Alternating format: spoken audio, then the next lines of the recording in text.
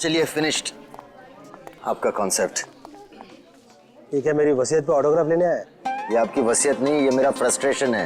ये आप ही का कॉन्सेप्ट है जिसे आपने मुझ पे स्क्रिप्ट लिखवाया। बहुत पुराना है यार। पुराना कहाँ है? नहीं, सफेद है, कड़क है। अरे मैं पेपर के नहीं, आपके कॉन्सेप्ट की बात कर रहा हूँ। कॉन्सेप्ट बहुत पुराना है। पुराना क्या है? कुछ भी नहीं है। कितने सालों से यही चलता आ रहा है। अरे हीरोइन भाग के गले मिलते तो मिलने दे, गाने बजते तो बजने दे। आजकल तो सेंसर की प्रॉब्लम भी नहीं है। देखिए मैं क्या बोल रहा हूँ सर, हम कुछ हटके ट्राई नहीं कर सकते हैं? कुछ अलग, कुछ नया। हटके क्या है? कुछ भी नहीं है। देख, मैं तुझे फिल्में बनाने का फॉर्मूला समझा था। यहां से हम लोगों ने हॉलीवुड का रोमांस लिया, अब वहां से जापानीज फिल्म की हम लोगों ने कहानी ली। अब परायों से इतना ले रहे हैं तो अपनों को छोड़ेंगे? कैसे छोड़ेंगे? पकने दे। अब मैं इसमें कॉमेडी डाल रहा हूं। ये कॉमेडी, ये कॉमेडी, ये कॉमेडी। एनीवे देखिए सर, मैं बहुत डिप्रेस्ड हूँ। मेरा अभी अभी ब्रेकअप हुआ है, मेरा दिल टूटा हुआ है। मैं आपकी कॉमेडी फिल्म नहीं लिख सकता हूँ। तो दिल टूटा है ना, पेन कहाँ टूटा है? मैं तुझे आइडिया देता हूँ। एक विलन वहां से चल के यहां आके और एग्रीमेंट पे साइन करने के लिए कहता है। सामने वाली पार्टी तैयार नहीं।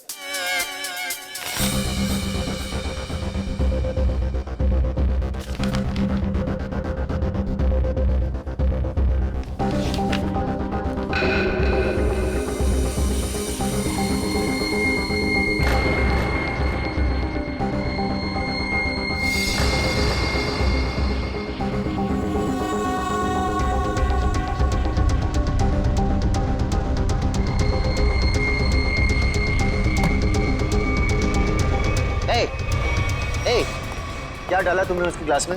हाँ, क्या डाला ग्लास में? रुको।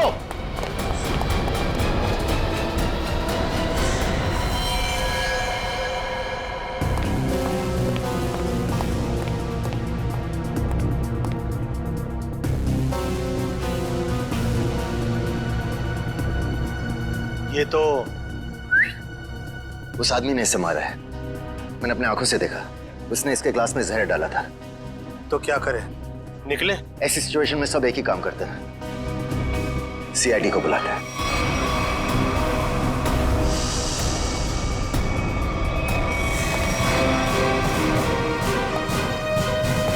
Yes sir. सर मैंने ही फोन किया था। Mister UD. यस। आपके और अरमान जी के सामने मारा है? मुझे पता नहीं, इन्होंने देखा है। इन्होंने देखा। इन्होंने? मिस्टर यूडी, हमने सुना है कि आप कहानी वगैरह भी लिखते हैं। जी सही सुना आपने। मैं कहानियां लिखता हूँ लेकिन आइडियाज ये देते हैं। ये वाला मेरा नहीं था। क्या हुआ? ये खूनी कचरा है। मिस्टर यूडी, आपने इस आदमी का खून होते हुए देखा? जी, उस लड़के ने इनके जूस में कुछ मिलाया था। ये लैपटॉप? उसी का है, छोड़ के भाग गया। भागते चोर की लंगोटी छोड़ गया? मतलब चोर निकल लिया, लंगोटी छोड़ गया। इसमें तो कुछ भी नहीं, खाली। कमाल है, हिम्मत तो देखो उसकी। इतने लोगों के सामने जूस में जहर मिला के मार डाला इसे, और फिर यहाँ से भाग भी गया। सर मैंने उसे पकड़ने की कोशिश की लेकिन वो। अरे राइटर पेन पकड़ सकते हैं, मुजरिम नहीं। छोड़िए, हम लोग निकले। आप लोग जा सकते हैं, मगर जरूरत पड़ी तो आप दोनों को फिर मिलना पड़ेगा। मेरी तो नहीं पड़ेगी, शायद इनकी पड़ जाए। राइटर है, लिख के देगा। कर ली। सर, हम लोग यूडी जी का फोन नंबर और एड्रेस लेके आते।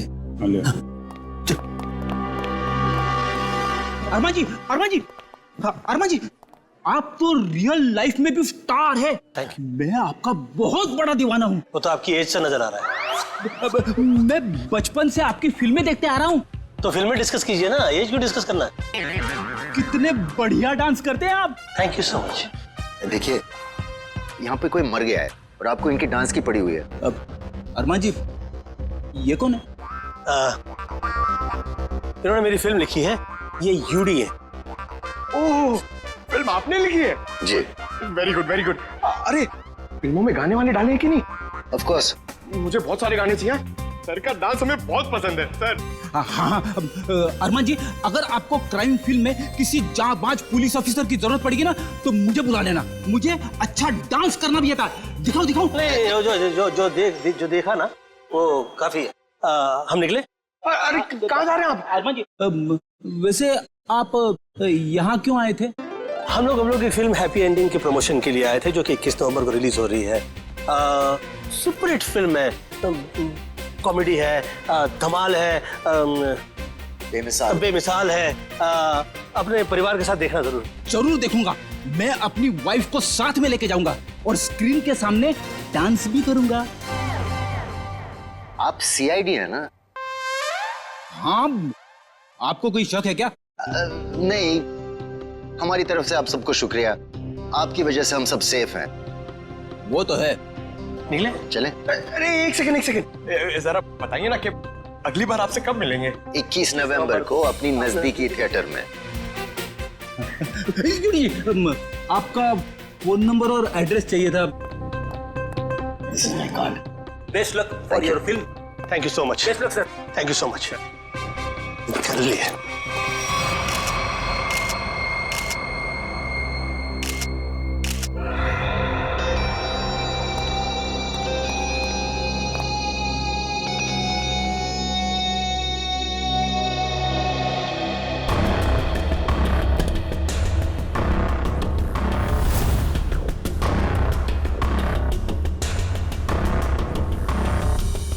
Parking ticket.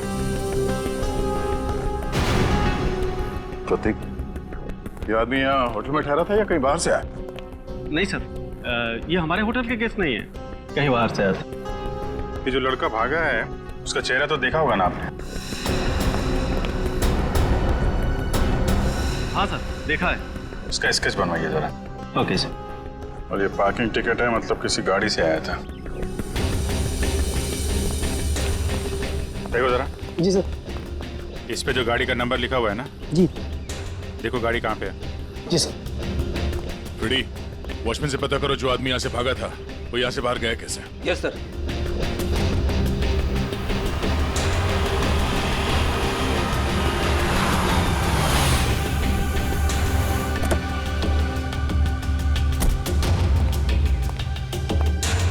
मिस्टर प्रतीक को तुम लाए थे? जी सर। कहाँ से आया था वो?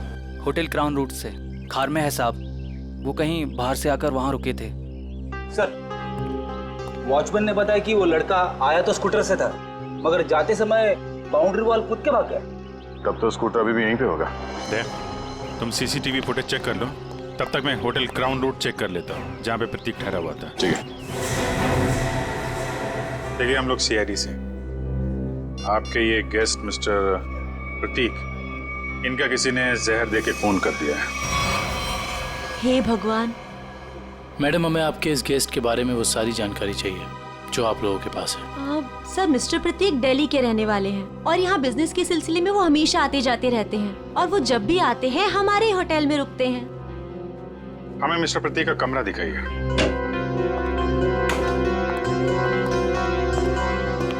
कमरा चेक कर लो जरा।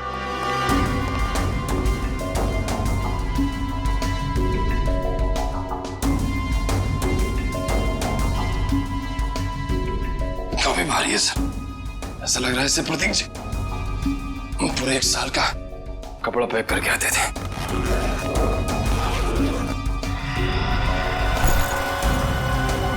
बैग तो खाली है।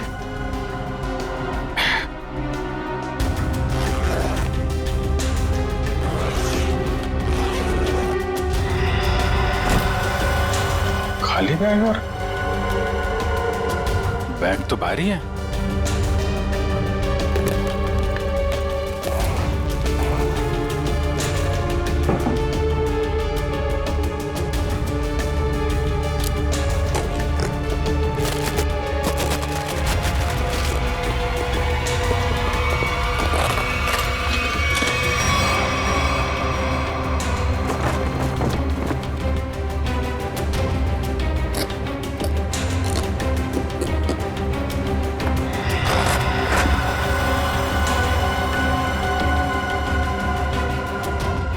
पैसे छुपा के रखा है। ये प्रतीक आदमी तो गड़बड़ है। कौन कौन आता था इससे मिलने के लिए? एक लड़की इनसे हमेशा मिलने के लिए आती थी और ये दोनों घंटों बैठकर बातें किया करते थे। प्रतीक जीतू से डांटा भी करते थे और वो लड़की कल भी इनसे मिलने के लिए आई थी। कौन है वो लड़की? सर, अवंतिका। अवंतिका?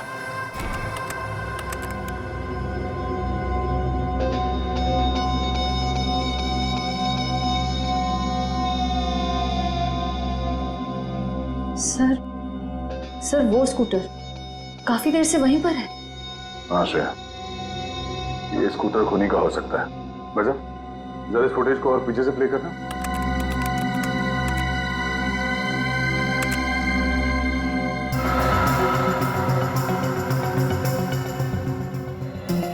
सर, यही वो आदमी।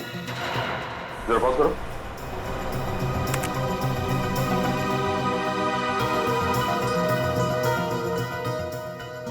सर ये तो वही आदमी है।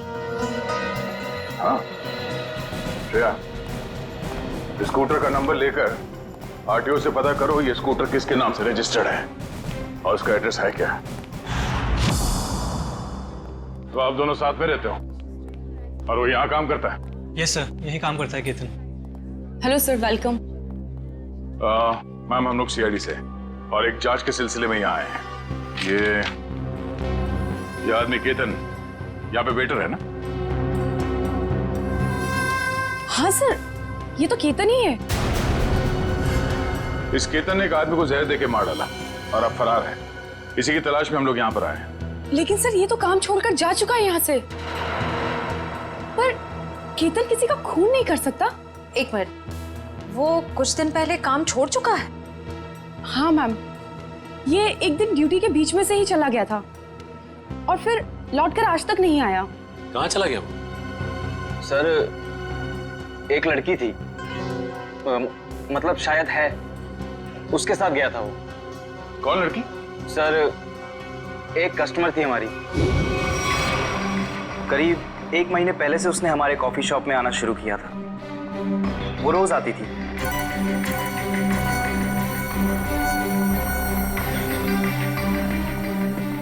और उस कोने वाली टेबल पर जाकर बैठ जाती थी। उस टेबल पर केतन सर्विस देता था।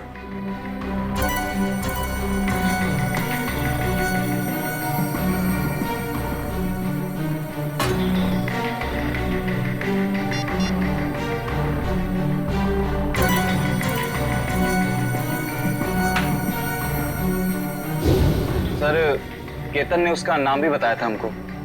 क्या नाम बताया था लड़की का? सर, अवंतिका। अवंतिका? श्रेया, यही नाम था ना उस लड़की का भी जो 1-2 दिन पहले प्रतीक से मिली थी? हाँ सर। फिर क्या हुआ? लेकिन अजीब बात यह थी कि वो लड़की एक दिन आदमी से मिलती थी और दूसरे दिन एक औरत से। दोनों से अलग अलग घंटों बातें करती थी, मगर कभी भी दोनों से एक साथ नहीं मिली वो। उन तीनों ने अचानक ही आना बंद कर दिया। अवंतिका की राह देखते देखते केतन निराश हो गया। किसी काम में उसका मन ही नहीं लगता। Ketan, what's wrong with you? तुम्हें हो क्या गया अचानक? तुम ना ही तो पहले की तरह सर्विस देते हो और ना ही ऑर्डर ठीक से लेते हो। और तो और तुम उस टेबल पर लोगों को बैठने से मना क्यों करते हो? Sorry ma'am. देखो, सॉरी वॉरी यहाँ नहीं चलेगा। तुम्हें काम करना है तो ठीक से करो, वरना छुट्टी लो।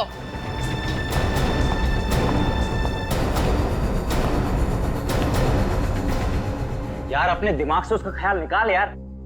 अवंतिका ने वो टेबल खरीद नहीं लिया है, ना ही हमेशा के लिए रिजर्व किया है। यार, एक कस्टमर थी, अब नहीं है।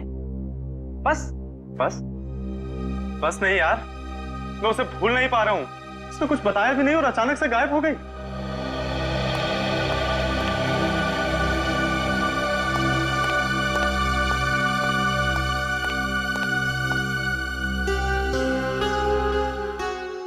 और सर, तभी कैफे के बाहर कोई आया और केतन उसे देख के तुरंत बाहर चला गया। क्या हालत क्या बना रखी है तुमने? शायद वो अवंतिका ही थी, शॉल से अपना चेहरा छुपाए हुए। और केतन सब कुछ छोड़कर उसके पीछे भाग गया। अच्छा, उस आदमी और औरत के बारे में आप लोग कुछ बता सकते हैं जो अवंतिका से मिलने आते थे? नहीं सर, उनके बारे में हम कुछ नहीं जानते। देखिए, हमें इस कॉफी शॉप के अंदर की बाहर की सारी सीसीटीवी फुटेज चाहिए जब से अवंतिका यहाँ आती थी। श्योर मैम, मैं अरेंज करवाती हूँ।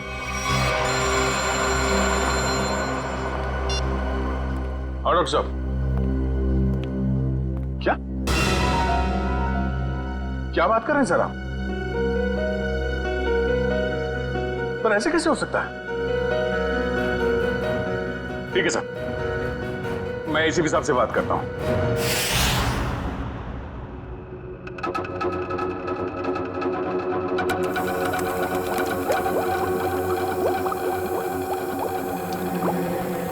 अरे आप ये क्या कह रहे हैं डॉक्टर साहब? हमारी जांच गलत दिशा में चल रही है। बिल्कुल गलत दिशा में चल रही है। आप लोगों का मानना है कि प्रतीक ने जूस पिया और मर गया। हाँ? वेल, जो देखा गया और जो सुना गया वो पूरा सच नहीं है। प्रतीक ने जो जूस पिया था उसका केमिकल टेस्ट करने के बाद हमें यह पता चला कि उसमें कोई जहर नहीं था बल्कि एक ड्रग था। ड्रग? लेकिन प्रतीक ने जूस पिया और जूस पीते ही मर गया ना वो। यही तो सबसे ज्यादा चौंकाने वाली बात है अभिजीत। इस ड्रग की वजह से किसी इंसान को कुछ वक्त के लिए पैरालिसिस तो हो सकता है, उसे लकवा तो मार सकता है, लेकिन कोई मर नहीं सकता है। तो फिर इसकी मौत हुई कैसे? अभिजीत, प्रतीक का खून प्रतीक के खून नहीं किया है। लो, फिर शुरू हो गए पहली पे पहली। अरे साफ साफ बताइए ना सर। साफ साफ बताता हूं, आओ मेरे साथ आओ।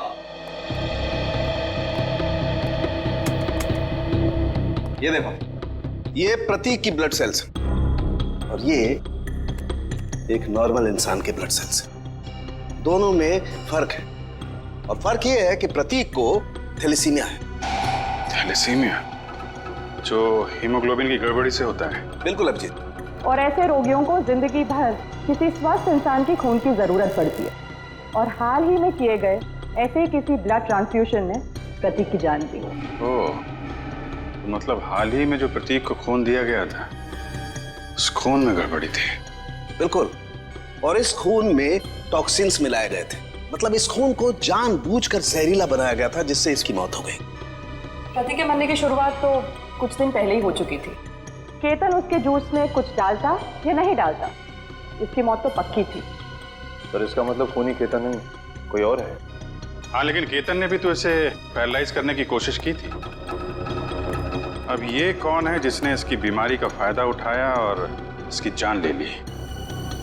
एक आदमी और दो दुश्मन।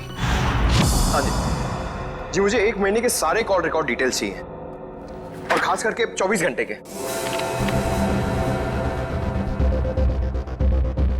केतन का फोन आखिरी बार जामवार में ट्रेस हुआ था सर। जामवार? तो ये केतन मुंबई से बाहर निकल चुका है? हाँ सर, और सर उसके कॉल रिकॉर्ड्स। सर ये देखिए, सबसे पहले उसने अपने कॉफी शॉप वाले दोस्त ऋषभ को फोन किया, उसके बाद अवंतिका को, मगर अवंतिका का फोन ऑफ आ रहा था। और फिर सर उसने महाराष्ट्र के जामवार में किसी मनन को फोन किया। मनन? अभिजीत, मतलब इस केतन को जामवार से उठाना पड़ेगा, वही बताएगा अवंतिका कहाँ छुप कर बैठी है। और फिर ये भी पता लगाना चाहिए इन दोनों का क्या संबंध है उस कॉफी शॉप वाले औरत और आदमी के साथ। सर, अवंतिका का तो पता नहीं, लेकिन हम उस आदमी और उस औरत तक पहुंच सकते हैं जिनसे वो कॉफी शॉप में अलग अलग मिलती थी। ये देखिए सर।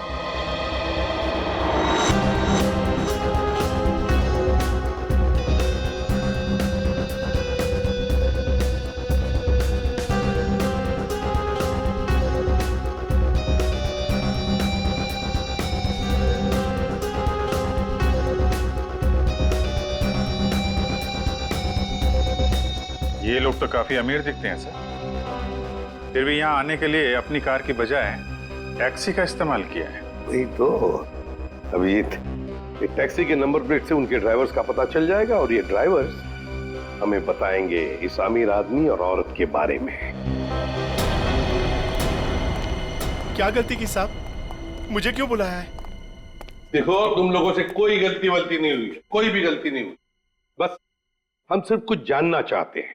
ये देखो, ये औरत और ये आदमी क्या इन लोगों को तुमने कभी देखा है? तुम जानते हो इन्हें? ये दोनों भी पिछले महीने कुछ दिनों तक ग्रैंड मोटर्स होटल में आते जाते रहते थे। ये आदमी, इसे तो मैं जानता हूँ। ये तो एक बार मेरे टैक्सी में बैठा था। कौन है ये? कहां से बैठा था तुम्हारे टैक्सी में? कौन है ये साहब, मैं नहीं जानता हूँ, लेकिन पिछले महीने जुहू सर्कल पे एक कॉलोनी से इसे मैंने उठाया था सुबह सुबह। इसके पास 1000 रुपया था साहब। मेरा भाड़ा 390 रुपया था। मैंने इसे 600 रुपया वापस कर दिया, लेकिन ये 20 मिनट तक 10 रुपए के लिए बकबक करता रहा। फिर बाद में मैंने साहब इससे 10 रुपया लेके उसको दिया था। हाँ सर, याद है। अभी तक इसने 10 रुपए दिए भी नहीं मुझे। कुछ बता सकते हो ये रूम में कहाँ रहता है? ये तो मालूम नहीं है साहब, लेकिन जाते जाते इसने कहा था कि मेरा तो इधर रोज का आना जाना है। अगर ऐसे ही मैं 10-10 रुपए डेली छोड़ता जाऊं तो महीने का 300 रुपया हो जाएगा। पैसे वाला आदमी था साहब, लेकिन 10 रुपया के लिए बहुत चिक-चिक किया साहब, बहुत चिक-चिक किया एकदम। ठीक है, चलो हमारे साथ।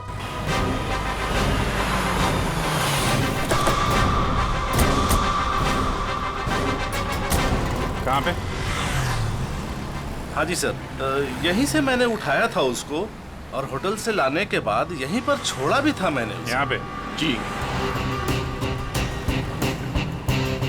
यहीं आसपास कहीं रहता होगा। आसपास चेक करो, पूछो लोगों से।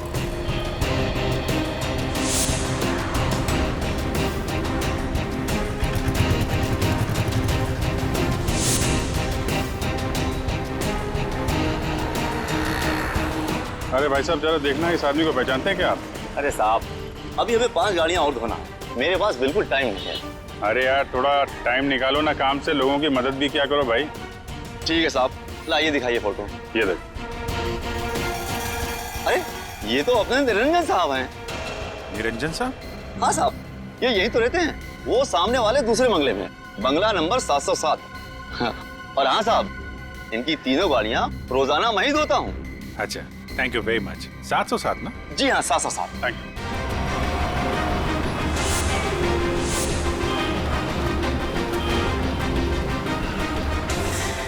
मेरे पति देव मुझे बीच मांझधार में छोड़ के चले गए। आखिरी बार भी उनको देखना मेरे नसीब में नहीं रहा। श्रुति जी, आपके साथ जो कुछ भी हुआ बहुत बुरा हुआ, इस बात का दुख है हमें, लेकिन आपसे कुछ जानकारी चाहिए थी। जी पूछिए। प्रीति जी, हमें आपके पति के सूटकेस में छुपा कर रखे गए 15 लाख रुपए मिले हैं। आपको कुछ पता है इन पैसों के बारे में? उन्होंने ये पैसे क्यों छुपा के रखे? मुझे कुछ नहीं पता। ठीक है, कोई बात नहीं, हम पता लगा लेंगे। क्या हम उनका कमरा देख सकते हैं? जी उधर। अच्छा। सरस्वती जी, आप इन दोनों में से किसी को पहचानती हैं? जी नहीं।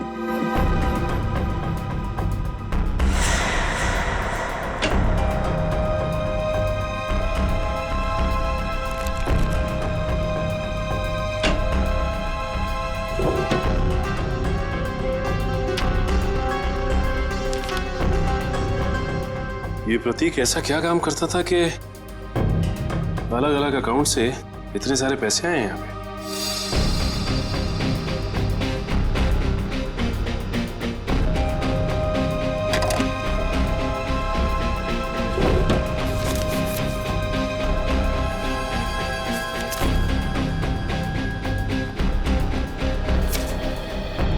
सीडी?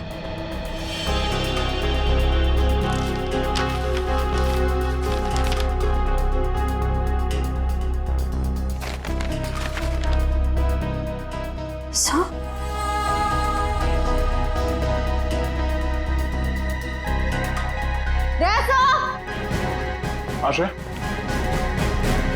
ये देखिए,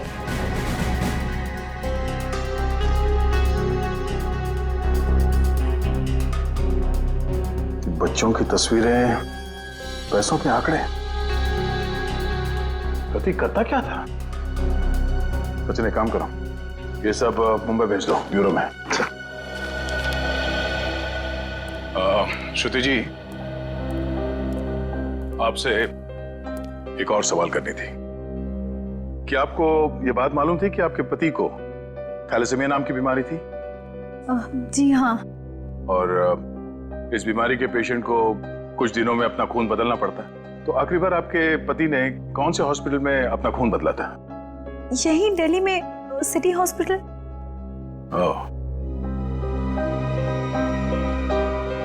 सिटी हॉस्पिटल।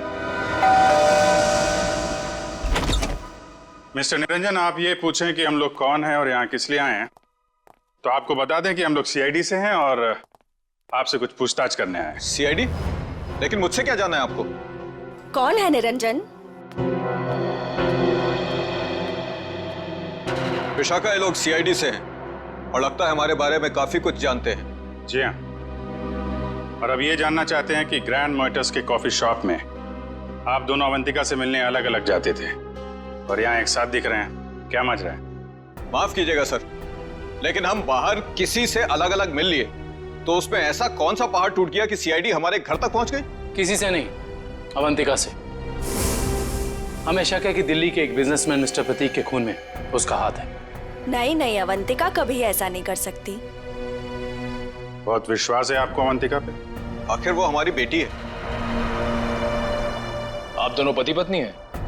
जी, वो दरअसल मेरी और निरंजन की अनबन होने के बाद हम दोनों अलग रहने लगे थे, तो अवंतिका हमें साथ लाने के लिए ही कॉफी शॉप में लेके आती थी। अभी कहाँ है अवंतिका? जी, वो घर पर ही है, लेकिन आप लोगों की कुछ मदद नहीं कर सकती। हमें अवंतिका से मिलना है। आइए।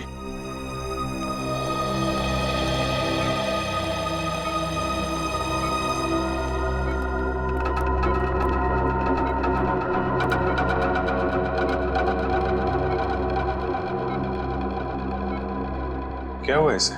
सीढ़ियों से गिर गई थी, सिर में चोट लगी है, तब से कोमा में है। डॉक्टर्स ने कहा है कि कुछ महीनों में इसे होश आ जाएगा, इसीलिए इसे हम घर ले आए और घर से ही सारा ट्रीटमेंट चला रहे हैं। नर्स मिशा इसकी देखभाल के लिए पूरे दिन घर पर ही रहती है। मिशा, कैसी हालत है अवंतिका की? सर, अभी तो कुछ कह ही नहीं सकते कि इन्हें कब होश आएगा। अब तो अवंतिका में सिर्फ जान बची है, मगर शरीर और दिमाग पूरी तरह नाकाम है।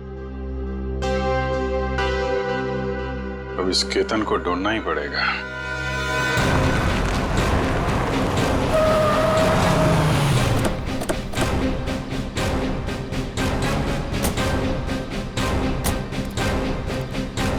सुनिए जी, ये मनन कहाँ पे? वो वहां पे।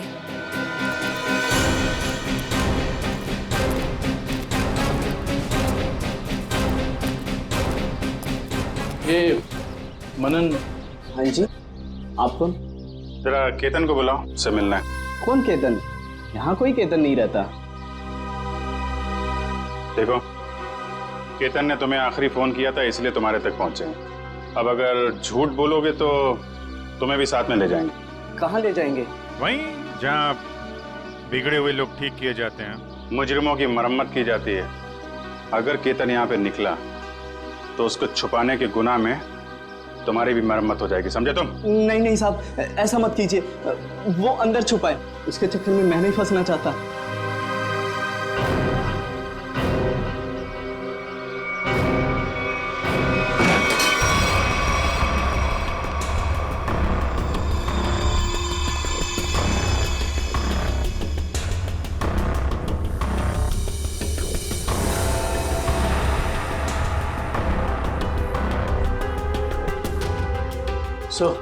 यहाँ तो सब बंद है, यहाँ से भागना तो नामुमकिन है।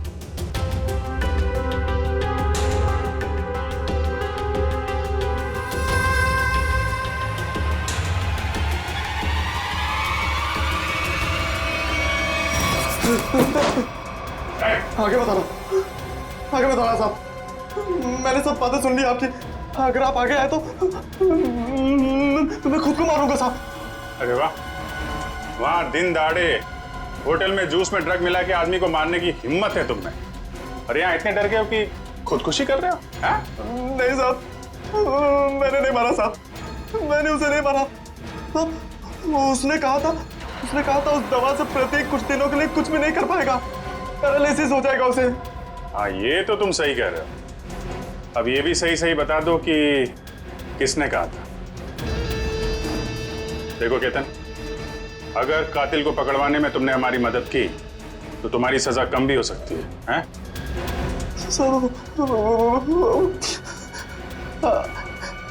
अवंतिका ने कहा था साहब। ठीक है, पहले अपना ये चाकू दो। लाओ चाकू दो। आजा। कुछ नहीं होगा तुम्हें, चाकू दो। आजा। लाओ लाओ। अब आजा। आजा।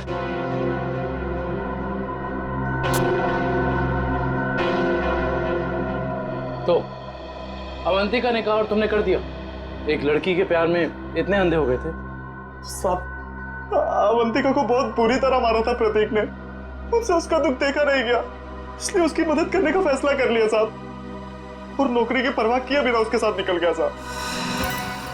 देखो केतन, मुझे पता है कि तुम मुझे बहुत पसंद करते हो,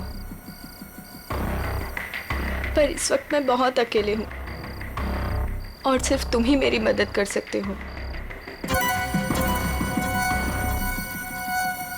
प्लीज मना मत करना।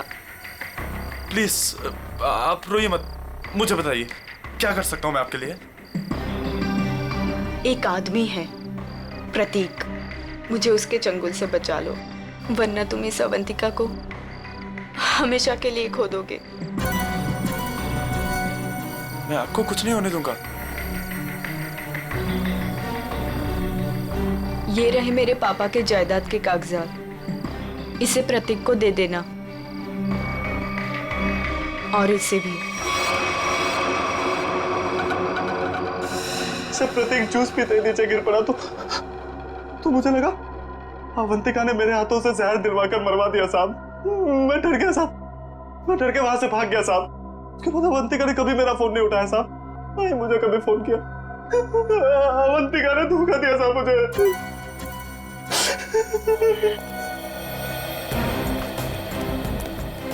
सर, ये प्रतीक आखिर अवंतिका से चाहता क्या था? ये तो तय है कि दोनों के संबंध ठीक नहीं थे, लेकिन असली कहानी क्या है ये तो अवंतिका के होश में आने के बाद ही पता चलेगा।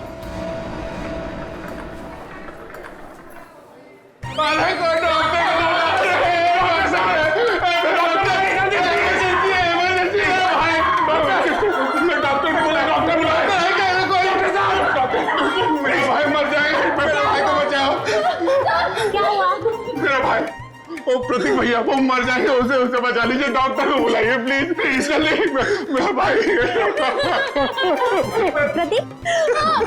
प्रतीक भैया देखिए, वो इस हॉस्पिटल में ब्लड ट्रांसफ्यूजन के लिए आते थे, उन्हें थैलेसीमिया की बीमारी है। हाँ प्रतीक, कैसे है वो? अब तक तो बिल्कुल ठीक थे, अचानक चक्कर आ रहा है उनको, और पता नहीं कुछ और क्या हो रहा भैया, सांस लेने में तकलीफ हो रही है। प्लीज डॉक्टर बुलाइए ना, उसी डॉक्टर को जिसने इलाज किया उसका। अच्छा रुकिए, मैं बुलाती हूँ। Please doctor.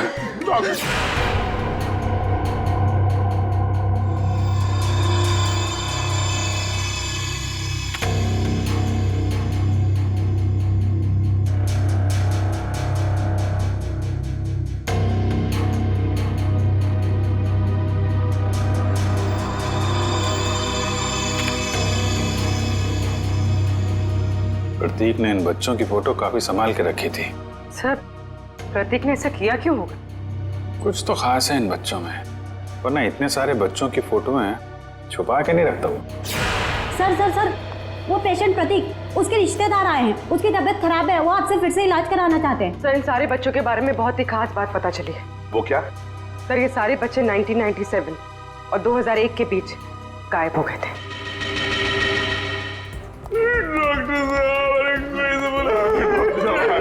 जी, कहाँ है प्रतीक? मैंने उसका इलाज किया था। अरे डॉक्टर साहब, आपने मेरे भैया प्रतीक का ब्लड ट्रांसफ्यूजन किया था? जी। अरे डॉक्टर साहब, मरीज है कहाँ? तो तूने मारा प्रतीक को, हाँ?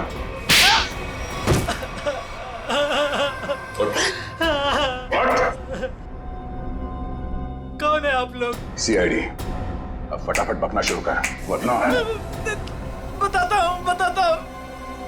मेरे पास एक आदमी का फोन आया था।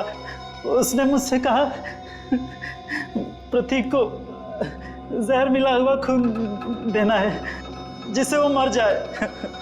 इसलिए मैं...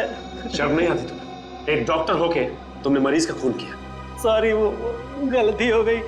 उस आदमी ने कहा था कि मिशा नाम की औरत आएगी और इस काम के बदले अच्छा खासा रकम देगी, तो मैं लालच में आ गया।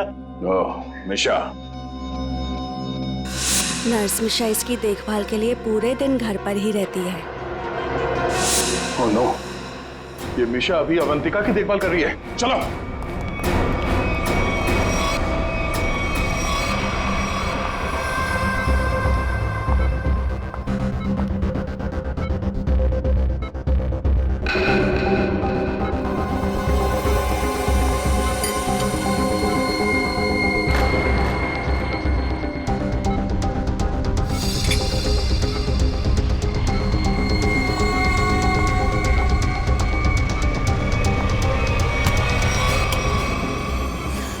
तो ये है तुम्हारा असली रूप। एक ऐसी लड़की को मारना चाहती हो जो बेचारी कोमा में है।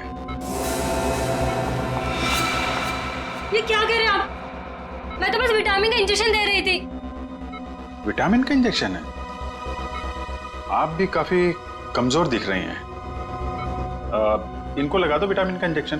निखिल जरा हेल्प करो। हाथ पकड़ो जरा। चल, हाथ दे। नहीं, मुझे इंजेक्शन मत दो। नहीं, छोड़ो मुझे। विटामिन का एक से एक। नहीं, इसमें जहर है। छोड़ो मुझे, जहर है इसमें। सीआईडी इतनी रात को मेरे घर में? अरे ये देखिए ना, ये मिशा आपकी बेटी अवंतिका को जहर का इंजेक्शन लगा के मारना चाहती है।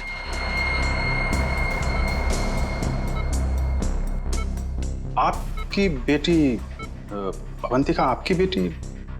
सही कह रहा हूं ना मैं? क्या मतलब है आपका? Thank you very much sir, ये तो कंफर्म हो गया। प्रतीक के घर से मिले डीवीडी में जो अमीर लोगों के नाम मिले थे वो खोए हुए बच्चों के पेरेंट्स ही हैं सर। और ये जो नाम के आगे करोड़ों के आंकड़े लिखे हैं ये उनकी संपत्ति के डिटेल्स हैं। तो फिर अभिजीत, ये प्रतीक इस लिस्ट को लेकर क्या कर रहा है? पूरी काम करो, पेरेंट्स की लिस्ट में से किसी भी एक पेरेंट को फोन लगा अभी। सर।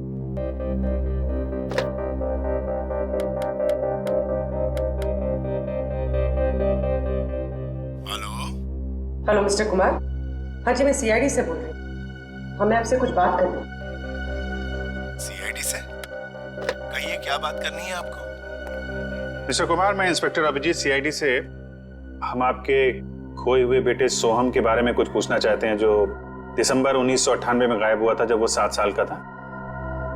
माफ कीजिएगा, हम आपके पुराने घाव को ताजा कर रहे हैं, पर क्या उसके बाद से सोहम के बारे में आपको कुछ पता चला? कोई चीज, कोई बातचीत? पता नहीं आप लोग ये क्यों पूछ रहे हैं, मगर 3 महीने पहले एक लड़का सोहम होने का दावा कर रहा था, पर वो जालसाज निकला, मेरे 6 करोड़ लेके भाग गया। My God! मिस्टर कुमार, आप परेशान मत होइए, हम इसकी जांच करेंगे और आपसे जल्दी कांटेक्ट करेंगे। ठीक है। Thank you very much. Thank you. Sir, कहीं अवंतिका भी ऐसे कैरेक्टर तो नहीं? हो सकता है। हमें सब कुछ पता चल चुका है निरंजन जी। जिन अमीर परिवारों के बच्चे बचपन में खो जाते थे, ये प्रतीक अपने आदमी वहां भेजता था, उनके खोए हुए बच्चे बना के, ताकि पैसे कमा सके। उसके घर से हमें आपका नाम मिला है। आपकी बेटी अवंतिका 9 साल की उम्र में खो गई थी, उसके बाद कभी नहीं मिली।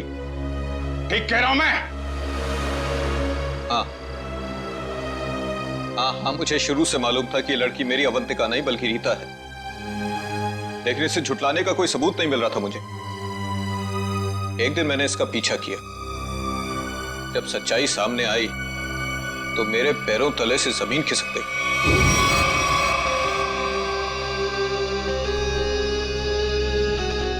पागल हो गई हो तुम? अरे ये हमारा बिजनेस है रीता। हम उन अमीर लोगों को लूटते हैं जिनके बच्चे उनसे काफी पहले बिछड़ चुके हैं। कुछ देर के लिए नकली ही सही, लेकिन उनको उनका बच्चा तो मिल जाता है ना, और हमें उनकी दौलत। प्रतीक जी मुझे माफ कर दीजिए, मुझसे अब और ये नाटक नहीं होगा। कैसे नहीं हो सकता? 55 करोड़ रुपए का प्लान है। इस तरह अगर तुम बीच में छोड़ के चली गई तो अरे किए कराए तो पानी फिर जाएगा। समझने की कोशिश कीजिए प्रतीक जी, उस निरंजन को मुझ पर शक हो गया है, और इस तरह कब तक मैं उनकी बीवी विशाखा को बेवकूफ बनाती रहूंगी। अगर उस निरंजन ने डीएनए टेस्ट करवा दिया तो मैं तो सीधा जेल में चली जाऊंगी। कुछ नहीं होगा, तुम बस निरंजन से पैसे निकलवाना शुरू तो करो। जैसे ही तुम सारे पैसे मेरे हवाले कर दोगी, वैसे ही मैं तुम्हें आजाद कर दूंगा। प्रतीक जी मैं फंस जाऊंगी। मेरे अगले ट्रिप तक अगर तुमने मुझे 15 लाख रुपए निरंजन से लाकर नहीं दिए ना, तो इस बार भी तुम मेरे हाथों बहुत बुरी तरह मार खाओगी, समझे तुम? मेरी भावनाओं के साथ खिलवाड़ किया था प्रतीक और इस रीता ने। मुझे लूटकर बर्बाद करना चाहते थे। मैंने इस ईशा की मदद से दिल्ली के उस डॉक्टर को खरीदा और प्रतीक को जहरीला खून चढ़वा दिया, और इस अवंतिका को खुद सीढ़ियों से धक्का दिया। वो मरी तो नहीं, लेकिन कोमा में चली गई। आपके साथ जो हुआ बहुत बुरा हुआ, लेकिन आप कानून की मदद लेने के बजाय खुद मुजरिम बन गए। अब आपको और इस मिशा को जेल जाना होगा अपने गुनाहों की सजा भुगतने।